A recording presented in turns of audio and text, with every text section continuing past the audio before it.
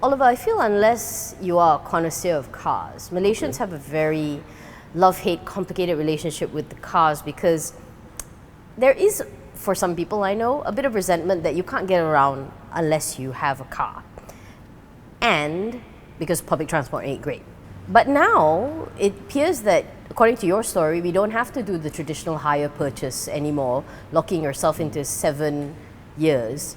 In an era where we can pick and choose anything that we want to watch, is there now an option for us to pick and choose cars for like 2 or 3 years? Absolutely. I think something like this has sort of taken place in fairly quick succession from the different auto brands to various now third-party subscription services or leasing, sub-leasing companies that provide the kind of flexibility that really hasn't existed in the market realistically for the end user like you and me.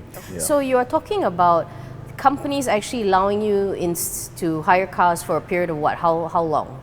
Well, if you were to look at traditional alternative ownership models outside of hire purchase, you really only had leasing for the longest time, right? Okay. Now with these traditional leasing models, the minimum tenures tended to be anywhere from 3 years and up, usually up to a maximum of 5 years. Okay. Now, when I discussed with the financial planners, we found that although yes, in that 3-year or 5-year period, you don't pay the entirety of the cost of the car as compared to hire purchase, you do still end up paying upwards of 60, sometimes even 70+% of the cost of the car over that 3-year lease, which still... No, actually that would hurt because in the end you don't even have a car at the end of it. Absolutely, yes. So that's always been a major sticking point with Malaysian end users, I personally think. Certainly been the case with me, which is why people have always just preferred to just go down the hire purchase route and just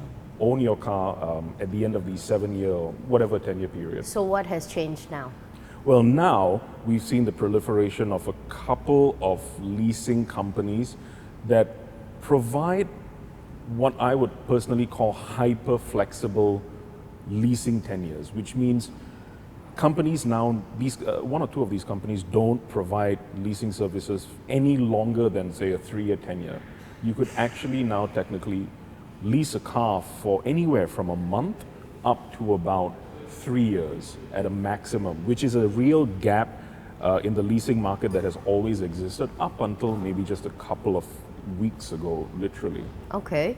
So the guys you spoke to, who are they? Where are they from, actually? Okay. Because the names sound familiar, but I have no idea what they did this. So obviously, in the course of the story, we wanted to speak to the manufacturers themselves, the brands. And to that end, we spoke to BMW, we spoke to Renault. Interesting side note about Renault coming up. And we also spoke to Volvo Malaysia. So Volvo and BMW, obviously, they have long-standing leasing programs. Well, what really got me into this story was Renault. Renault Malaysia, which is run by TC Eurocars, a subsidiary of the Tan Chong Group. They very recently, in the last couple of months, launched what they called a Renault subscription service. Right. Yes. And this subscription service basically allows users to drive Renault cars for relatively short contract tenures. I say relatively because they are no longer the shortest in market.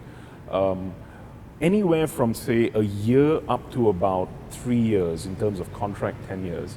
And interestingly, they've tried to implement the so-called traditional subscription service that you see abroad in Malaysia by giving users, or subscribers rather, the ability to swap between cars, between Renault cars. So you're not tied to one car in that 1 year? Certainly not.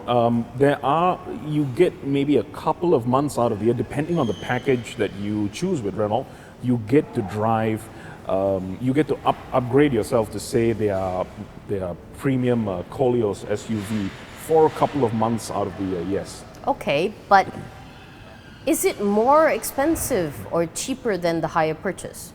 You see, that's an interesting question with Renault because a key problem or a key feature rather of the traditional leasing model has generally been that you still have to put down a down payment of sorts, a 10% down payment on the cost of the car. Fine. All right. This doesn't exist with Renault subscription plan. They require what they term a security deposit, and it's certainly nowhere near 10%. It's a small fraction of the cost of the car. What happens if you crash the car? Okay. Now, another feature of the leasing model, and also one that exists in the subscription services, is very, very detailed and perhaps even onerous requirements on the condition in which the car must be returned back to the manufacturer or to the brand. Okay. Yeah, so you have that. It can be a little difficult, I personally feel, especially in our roads, considering our road quality and things like that. It can be tricky to return the car in that exact condition. And you also obviously have mileage caps. Mileage caps are put on the car as a means to sort of control their depreciation. But here's the thing, with all the research you've done, do you think he'll take off? In this day and age where people probably are a bit more comfortable with sharing, the sharing economy. I think, you see, and this is a point that the automakers make, part of the reason we've seen the proliferation of these alternative ownership models is because consumers are changing the way that they move around. For more on the stories, pick up a copy of The Edge Weekly at all good newsstands.